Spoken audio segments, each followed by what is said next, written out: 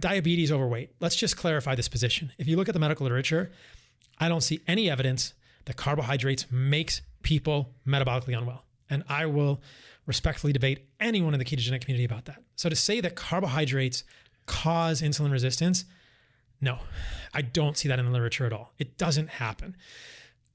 Fruit, apples, bananas, oranges, milk, honey, they don't make people obese and diabetic.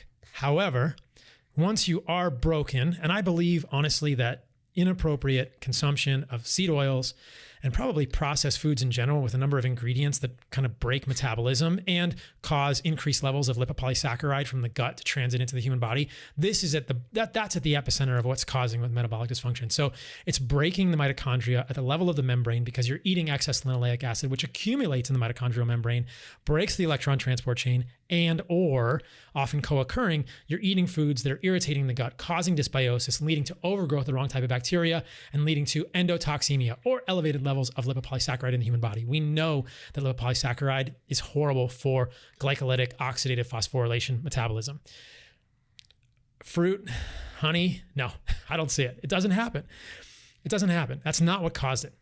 The problem is that if you look at people who are metabolically unwell, you're raising your eyebrows. We'll see if you disagree with me. The problem is that if you look at people who are metabolically unwell, they don't handle the fruit and honey as well, meaning they get more blood sugar spikes. And so, yeah, they should probably limit those things. Completely eliminating those things, I think, is a bad idea. And I'm not saying a diabetic person needs to eat honey, but there are at least 1 or 2 randomized controlled trials with up to 150 grams of honey per day in diabetics showing improved insulin trehalose and all that's pretty interesting stuff. Yeah, improved insulin sensitivity. Improved insulin sensitivity. Now, blood sugar goes up a little bit, but not much. But I don't think a diabetic is going to, have a horrible time if they have 1 tablespoon of honey per day. My concern is that it's good for people to limit carbohydrates to some extent when they are metabolically unwell. But I think if you limit them too much and you're not paying attention to things like a full thyroid panel, cortisol, glucagon, epinephrine, you'll see the stress hormones start to go up on the other side, right?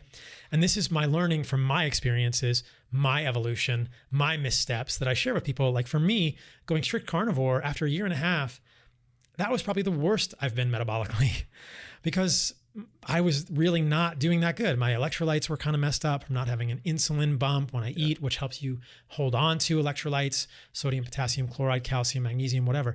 And so when I added back carbohydrates, I felt much better. My fasting blood sugar is lower eating 300 grams of carbohydrates, right? My fasting blood sugar is lower than it was on carnivore. My fasting insulin is the same or lower. Yeah. So this is something to consider. You're overweight and obese, which is a lot of people. Fruit didn't get you there. Yeah. Limiting it somewhat is not the worst idea, but fruit didn't get you there. Fruit didn't cause it. If you just tell people that carbohydrates are what cause diabetes because you misinterpret the literature and the physiology is misunderstood, then people won't potentially address the other problems, fix the gut, make sure you're not eating foods that are irritating your gut, causing lipopolysaccharide to move into the body. And that's probably the hardest thing to address because it's not something you can really measure easily, and make sure you get rid of the seed oils. So did I answer your question there? I think that there is room for moderation in disease states, but understand that those foods didn't get you there. And that's something that's really, really important because people need to know how to get back.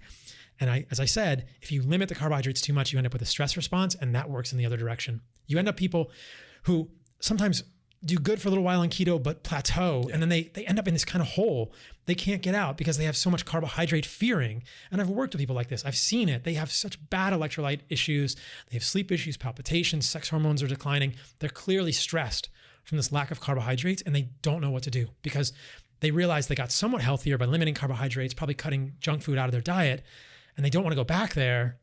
And then they're stuck. And I think that there is a way forward, which is a little more informed by consideration of human physiology and where we've come from as humans. I believe that the 2 or 3 key things that break energy production, right? You have macronutrients moving them through the electron transport chain in the mitochondria. It all happens there. Are excess linoleic acid from seed oils and lipopolysaccharide from a disordered gut. And I'll just talk about each of those briefly so people really understand what they do. Seed oils are corn, canola, safflower, sunflower, soybean, grapeseed, etc. Evolutionarily inconsistent amounts of linoleic acid are being consumed by humans today, things we never would have had that linoleic acid and other polyunsaturated fats get stuck in our membranes because we don't metabolize them as humans easily. Some we do, those specifically we don't metabolize. We don't get rid of them. And that there's evidence. I mean, again, you can't do randomized controlled trials on this. You have to look at cell culture. You have to look at in vitro studies. But the more polyunsaturated fats there are in the mitochondrial membrane, the more proton leak there is across the inner mitochondrial space and the matrix. And that gradient is our battery. That is our cellular battery. And if you break that battery, if you break that difference in charge, you don't make energy as well. And we know that the changing structure of the mitochondrial membrane, the cristae, the folds in the mitochondrial membrane get broken when we have excess amounts of these fatty acids. And so putting foods in our body that we have not had access to for hundreds of thousands of years as humans, this is a very compelling hypothesis that I think is supported by the randomized controlled trials looking at polyunsaturated fats that breaks energy metabolism. Lipopolysaccharide, what foods do we eat that damage the gut?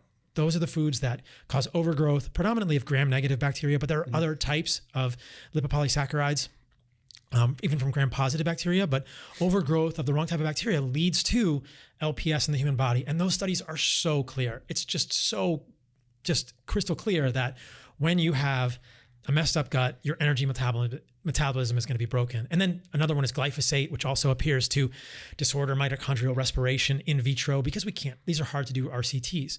So some people will poo-poo mechanistic studies, but that's where we get the hypotheses from. We have to do these mechanistic studies to understand these things.